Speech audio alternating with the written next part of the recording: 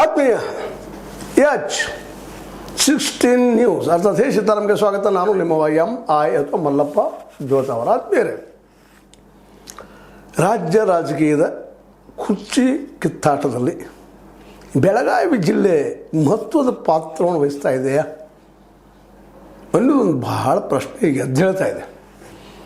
ಯಾಕಂದರೆ DKC ಅವರಂತೆ ನಾ ಸೇಮ್ ಆಗಲೇಬೇಕೆನ್ನುವ ಹಠದಲ್ಲಿ ದಿಲ್ಲಿಗೆ ಹೋಗೋದು ಬರೋದು ಮಾಡ್ತಾನೆ ಇದ್ದಾರೆ. ಇವತ್ತು ಅವ್ರಿಗೂ ಅನಿಸದ. ಈಗ ನೋಡ್ರಿ, ನಿನ್ನೆ ಹೋಗಿದ್ದರು, ಹೈಕಮಾಂಡ್ ಭೇಟಿ ಆಗಬಹುದು ಅಂತೇಳಿ ಆಗಲಿಲ್ಲ. ಕ್ರಿಕೆಟ್ ನೋಡಿದ್ರು, ಇವತ್ತು ಬರ್ತಾರೋ ಇಲ್ವೋ ಗೊತ್ತಿಲ್ಲ.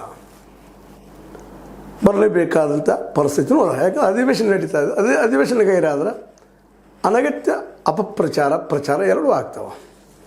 ಯಾಕಂದ್ರೆ DKC ಅವರು ಬಿಟ್ಟರಪ್ಪ ಅಂತಂದರೆ ಸರ್ಕಾರ ಕೆಡುವ ಮಟ್ಟದಲ್ಲಿ ವಿಚಾರ ಮಾಡ್ತಾ ಇದ್ದಾರೆ, BJP ಹೋಗ್ತಾ ಇದ್ದಾರೆ ಅನ್ನೋಂಥ ಒಂದು ವ್ಯವಸ್ಥಿತವಾದ ಪ್ರಚಾರವನ್ನು ಸಹಿತ ಅವರು ಎದುರಾಳಿಗಳು ಮಾಡುತ್ತಾರೆ ಅನ್ನೋದು ಅವರಿಗೂ ಅನುಭವಕ್ಕೆ ಬಂದ ಮಾತಾಗಿದೆ. ಸ್ವತಂತ್ರವಾದ ಮೀಡಿಯಾಗೆ ಬೇಕಾಗಿರುವುದು ಸ್ವತಂತ್ರ ಧ್ವನಿ. ಆ ಸ್ವತಂತ್ರ ಧ್ವನಿ ಉಳಿಸಲು ನೀವು ಮಾಡಬೇಕಾದದ್ದು ಇಷ್ಟೇ. ಅದೇನಪ್ಪಾ ಅಂತಂತಂದ್ರೆ ನಿಮ್ಮ ಕೈಲಾದಷ್ಟು ಸಹಾಯ ಈ ಚಾನಲ್ಗೆ ಮಾಡಿ ಹಾಗೂ ನಿಮ್ಮ ಧ್ವನಿಯನ್ನು ಕಾಪಾಡಿಕೊಳ್ಳಿ. ಈ ಕಾರಣಕ್ಕಾಗಿ ಹೈಕಮಾಂಡ್ ಇವ್ರ ಮೇಲೆ ವಿಶ್ವಾಸ ಇರೋದು ಇತ್ತೀಚೆಗೆ ಕಡಿಮೆ ಮಾಡ್ತಾ ಇದೆ ಅನ್ನೋ ಸಹಿತ ಅಷ್ಟು ಸತ್ಯದ. ಹೀಗಾಗಿ ಅವ್ರದ್ದು ಹೊಸ ಪ್ಲಾನನ್ನು ಹುಡ್ಕೊಂಡ್ಬಿಟ್ಟಿದ್ದಾರೆ ಅಂತ ಅನ್ನಿಸ್ತದೆ. ಯಾಕಂದ್ರೆ ಮೊದಲನೇದಾಗಿ ಸಿದ್ದರಾಮಯ್ಯರವ್ರನ್ನ 2028ರವರೆಗೆ ಅಂದರೆ ಮುಂದಿನ ನಡುವೆ ಬಜೆಟ್ ಮುಗಿಯುವವರೆಗೆ ಇಳಿಸ್ತಾರೆ ಅನ್ನುವಂಥ ಗ್ಯಾರಂಟಿ ಇಲ್ಲ.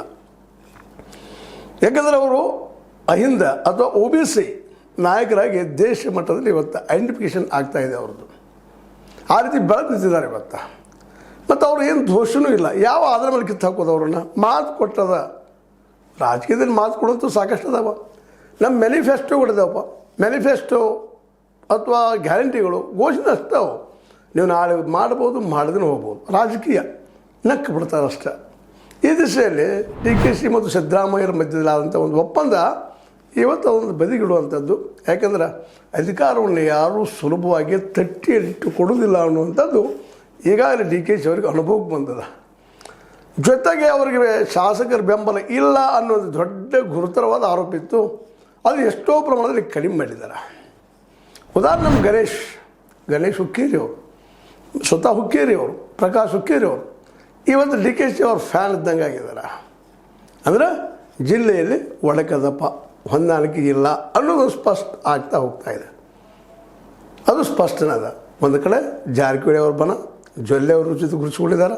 ಇನ್ನೊಂದು ಕಡೆ ಕತ್ತಿ ಮತ್ತು ಹುಕ್ಕೇರವ್ರು ಬೇರೆ ಪಕ್ಷ ಇರ್ಬೋದು, ಸಹಕಾರಿ ಕ್ಷೇತ್ರದಲ್ಲಿ ಒಂದಾಗ್ತಾರೆ. ರಾಜಕೀಯ ಬಂದಾಗ ನಾವು ಈ ಕಡೆ ಒಂದು ಅಂತ ಹೇಳ್ಕೊಳ್ತಾರೆ. ಆದರೂ ಇದೆಲ್ಲ ವಿರುದ್ಧ ಏನಪ್ಪ ಅಂದ್ರೆ ಅಧಿಕಾರ ಸುತ್ತಮುತ್ತ ಇದನ್ನೆಲ್ಲ ಅಭ್ಯಾಸ ಮಾಡಿರುವಂಥ DKC ಈಗ ಒಂದು ಕಡೆಗೆ ಸಿದ್ದರಾಮಯ್ಯ ಇಳಿಸ್ತೀನಿ ಅನ್ನುವಂಥ ಪ್ರೆಷರ್ ಮಾಡ್ತಾ ತಾನೇ CM ನೆಕ್ಸ್ಟ್ ಅನ್ನೋ ಒಂದು ಪ್ರಭಾವವನ್ನು ಬಿಂಬಿಸ್ತಾ, ಜೊತೆಗೆ ತಮ್ಮವ್ರನ್ನ ಹೆಚ್ಚಿಗೆ ಒಂದು ವೇಳೆ ಸಪೋಸ್ ಹೈಕಮಾಂಡ್ ಮಾಡದೆ ಹೋದರೆ ಕ್ಯಾಬಿನೆಟ್ ವಿಸ್ತರಣೆ ಮಾಡಲಿಕ್ಕೆ ಹೊರಟ್ರೆ ತಮ್ಮವ್ರನ್ನ ಹೆಚ್ಚು ಸೇರಿಸಿಕೊಳ್ಳುವಂಥ ಪ್ರಯತ್ನ ಮಾಡುವ ಎಲ್ಲ ನೆಲಗಟ್ಟಲ್ಲಿ ವಿಚಾರ ಮಾಡ್ತಾಯಿದ್ದಾರೆ.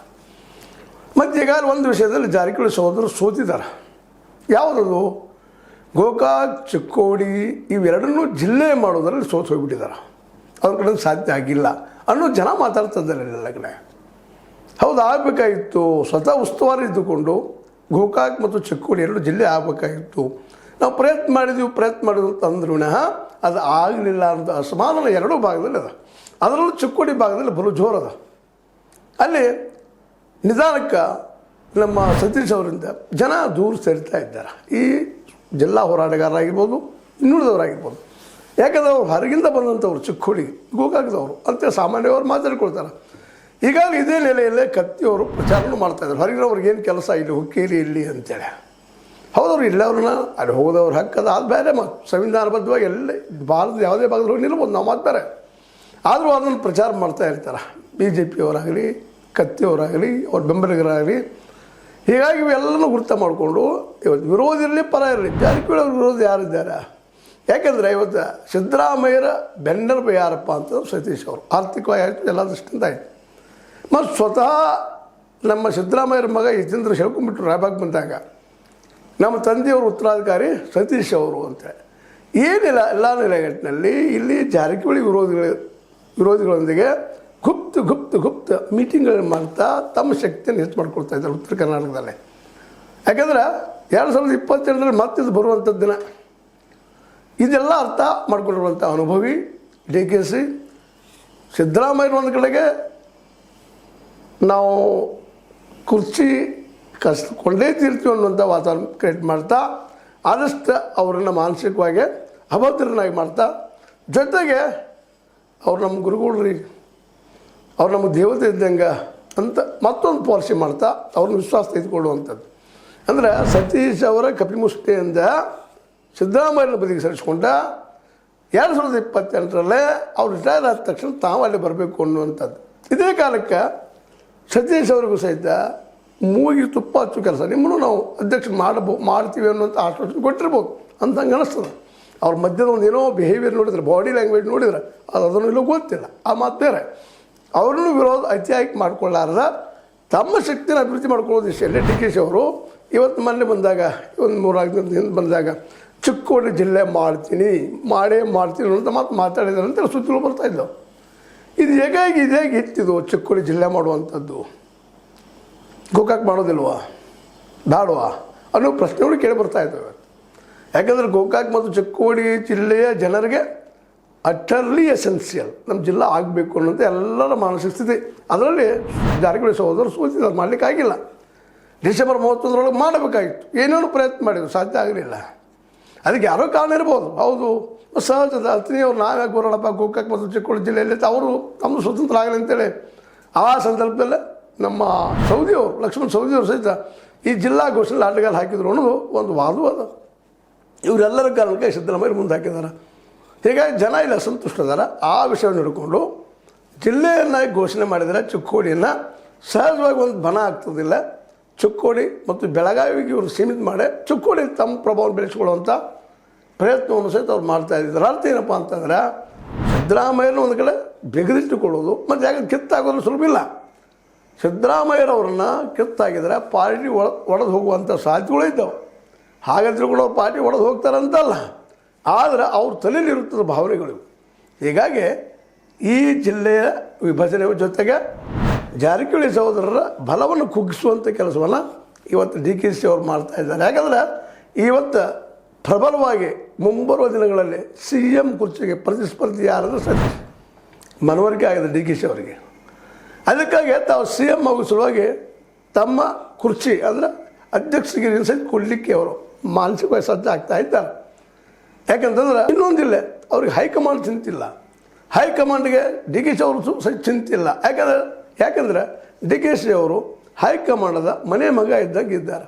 ಅವ್ರು ಮಾಡಬೇಕಂತ ಹೈಕಮಾಂಡದಲ್ಲಿ ಇದ್ದರೂ ನಮ್ಮ ಸಿದ್ದರಾಮಯ್ಯನವರು ರಾಜ್ಯ ಮಟ್ಟದಲ್ಲೇ ಮತ್ತು ರಾಷ್ಟ್ರ ಮಟ್ಟದಲ್ಲೇ ದೊಡ್ಡ ನಾಯಕರಾಗಿ ಹೊರಹೊಮ್ತಾ ಇದ್ದಾರೆ. ಅವ್ರನ್ನ ಕಿತ್ತಾಕೋದು, ತೆಗೆದು ಹಾಕೋದು ಅಂತಂದ್ರೆ ಪಾರ್ಟಿ ಒಡೆದು ಹೋಗುವಂಥ ಎಲ್ಲ ಸಾಧ್ಯತೆಗಳು ಇದ್ದಾವೆ ಅನ್ನೋದು ಭಯಾನೂ ಅದ. ಹೀಗಾಗಿ ಸಿದ್ದರಾಮಯ್ಯರನ್ನು ಮುಟ್ಟಕ್ಕೆ ಹೋಗುವುದಿಲ್ಲ, ಆದರೂ ನಾನು ಬಿಡೋದಿಲ್ಲ ಅನ್ನೋ ಭಾವನೆ ಬಿಂಬಿಸಿ ಅವ್ರನ್ನೂ ತಮ್ಮ ವಿಶ್ವಾಸ ತೆಗೆದುಕೊಂಡ ಸಿದ್ದರಾಮಯ್ಯರನ್ನು ಇಲ್ಲೇ ಸತೀಶ್ ಅವ್ರನ್ನ ಬದಿಗೆ ಸರಿಸುವಂಥ ಕೆಲಸವನ್ನು DKC ಅವರು ಮಾಡ್ತಾ ಇದ್ದಾರಾ ಅನ್ನೋಂಥ ಪ್ರಶ್ನೆಗಳು ಹೇಳ್ತಾ ಇದ್ದವು. ಎಲ್ಲರಿಗೂ ಚರ್ಚೆ ಜೋರು ನಡೀತಾ ಇದ್ದವು. ಯಾಕಂದ್ರೆ ಸತೀಶ್ ಜಾರಕಿಹೊಳಿ ಅಥವಾ ಜಾರಕಿಹೊಳಿ ಕುಟುಂಬದ ಆಗಲಾರದ ಜಿಲ್ಲಾ ವಿಭಜನೆ ತನ್ನಿಂದ ಆಯಿತು ಅನ್ನೋ ಕ್ರೆಡಿಟನ್ನು ತೊಗೊಳ್ಳಿಕ್ಕೆ DKC ಅವರು ಇಲ್ಲಿ ಪ್ರಯತ್ನ ಪಡ್ತಾ ಇದ್ದಾರಾ ಅನ್ನುವಂಥದ್ದು. ಅದೇನೂ ಆಗಲ್ಲಪ್ಪ, ನಮ್ಮ ಜಿಲ್ಲೆ ಆಗಲಿ ಅನ್ನುವಂಥದ್ದು ಈಗ ಮತ್ತೆ ಚಿಗುರು ಹೊಡಿಲಿಕ್ಕೆ ಆಗ್ತದೆ ಜನಸಾಮಾನ್ಯರಲ್ಲಿ, ಗೋಕಾಕ್ ಮತ್ತು ಚಿಕ್ಕೋಡಿಯಲ್ಲಿ. ಮತ್ತು ಚಿಕ್ಕೋಡಿ ಒಂದನ್ನು ಜಿಲ್ಲೆಯಾಗಿ ಬಿಡಲಿಕ್ಕೆ ಸಾಧ್ಯ ಇಲ್ಲ, ಜೊತೆ ಗೋಕಾಕ್ ಮಾಡಲೇಬೇಕಾಗ್ತದೆ. ಇನ್ನು ಇದರ ಲಾಭ ಯಾರಿಗೆ ಆಗ್ತದೆ ಜಿಲ್ಲಾ ಅಂತ ಘೋಷಣೆ ಮಾಡಿಕೊಂಡ್ರೆ? ವಿಶೇಷವಾಗಿ ಇಲ್ಲಿಯ ನಾಯಕರು DKC ಅವ್ರ ಕಡೆಗೆ ಒಲವು ತೋರಿಸುವಂಥ ಎಲ್ಲ ಸಾಧ್ಯತೆಗಳು ಇರ್ತವೆ, ಜನಸಾಮಾನ್ಯರು ಸಹಿತ. ಆದ್ರೆ ನಂತರದ ಯಾರಿಗೆ ಲಾಭ ಆಗ್ತದೆ, ಯಾರಿಗೆ ಹಾನಿ ಆಗ್ತದೆ ಬೇರೆ ವಿಷಯ. ಯಾಕಂದರೆ ಆಂಧ್ರ ಪ್ರದೇಶವನ್ನು ನಮ್ಮ ಸೋನಿಯಾ ಗಾಂಧಿ ಅವರು ಹೊಡೆದಾಗ ಲಾಭ ಯಾರಿಗಾಯ್ತು? ಅಲ್ಲಿಯ ಚಂದ್ರಶೇಖರ್ ರಾವ್ ಅವ್ರಿಗೆ ಮತ್ತು ಚಂದ್ರಬಾಬು ನಾಯ್ಡುವಿಗೆ ಲಾಭ ಆಯಿತು, ಕಾಂಗ್ರೆಸ್ಗೆ ಲಾಭ ಆಗಲಿಲ್ಲ. ಆಂಧ್ರ ಪ್ರದೇಶದಲ್ಲೂ ಸರ್ಕಾರ ಮಾಡಲಿಕ್ಕಾಗಲ್ಲ ಸೋನಿಯಾ ಗಾಂಧಿ ಅವ್ರಿಗೆ, ತೆಲಂಗಾಣದಲ್ಲೂ ಮಾಡಲಿಕ್ಕಾಗಲ್ಲ. ಇತ್ತೀಚೆಗೆ ಆಗಿದ್ದು ಇದು ನಾವು ಗಮನದಲ್ಲಿಟ್ಟುಕೊಂಡ ಈಗಿದು ಹೊಡೆದ್ರೆ ಲಾಭ ಯಾರಿಗೆ ಆಗ್ತಿತ್ತು ನಂತರದ ಮಾತು. ಬಟ್ ಈಗ ಮಾತ್ರ DKC ಅವರು ಪ್ಲ್ಯಾನ್ ಮಾಡ್ತಾಯಿದ್ದಾರೆ. ಒಟ್ಟಿನಲ್ಲ ಸತೀಶ್ ಅಥವಾ ಜಾರಕಿಹೊಳಿ ಕುಟುಂಬವನ್ನು ಹಿಡಿತಕ್ಕೆ ತೆಗೆದುಕೊಂಡು ಕುರ್ಚಿ ಸುತ್ತಮುತ್ತಂದ್ರೆ CM ಕುರ್ಚಿ ಸುತ್ತಮುತ್ತ ಬರೆದಂಗೆ ದೂರಿಡುವಂಥ ಪ್ಲ್ಯಾನ್ ಮಾಡ್ತಾ ಇದ್ದಾರಾ? ನೋಡೋಣ ಏನೇನಾಗ್ತದ. ಇದು ಈಗ ನಮ್ಗೆ ಕಂಡು ಬರುತ್ತಿರುವಂತಹ ನಗ್ನ ಸತ್ಯಗಳು. ಇವು ಸುಳ್ಳು ಇರ್ಬೋದು, ಕರಡು ಇರ್ಬೋದು, ಜನಕ್ಕೆ ಬಿಟ್ಟಂಥದ್ದು. ಆದರೆ ನಡೆದು ಮಾತ್ರ ಖರೆ ಅಂತೇಳಿ ಸುದ್ದಿಗಳು ಹೇಳ್ತಾ ಇದ್ದಾವೆ ಅಂತ ಹೇಳ್ತಾ ಜನ ಮಾತಾಡ್ತಾ ಇದ್ದಾರೆ ಅಂತ ಹೇಳ್ತಾ ನನಗೆ ಅನಿಸಿದ ಕೆಲವು ಮಾಧ್ಯಮದಲ್ಲಿ ಹಂಚ್ಕೊಂಡಿದ್ದೀನಿ. ನೀವು ಲೈಕ್ ಮಾಡಿ, ಶೇರ್ ಮಾಡಿ, ಕಾಮೆಂಟ್ ಮಾಡಿ, ಜೊತೆ ಸಬ್ಸ್ಕ್ರೈಬ್ ಮಾಡಿ. Yes16 ನ್ಯೂಸ್ ಅರ್ಥ ಜಯ ಸಿದ್ದರಾಮಯ್ಯ ಸತ್ಯಕ್ಕಾಗಿರಲಿ. ವಂದನೆಗಳು.